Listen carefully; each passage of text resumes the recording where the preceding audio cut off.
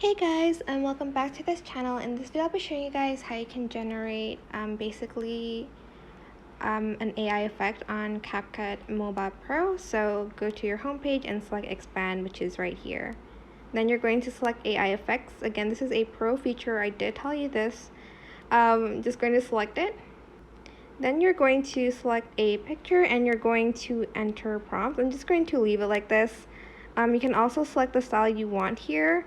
I'm just going to select this one and I'm going to select generate. You can also adjust the intensity and press generate. I don't think it's going to show up because I don't have the CapCut Pro option, but you're just going to basically generate that. And again, you can edit the prompts here, delete it, and you can also select recommended so it can like give you recommended keywords, and you can also select from this as well and then just select generate. And I guess here are the prompts that they have for it. For instance, like if you want to turn yourself into like a fairy or something, that you can.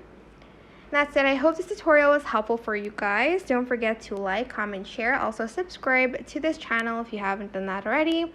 If you have any more questions, just leave it in the comment section down below and I will try my best to answer them all for you guys. And if you found this video helpful, please click the thanks button above the description box down below. Thank you so much for watching. Bye!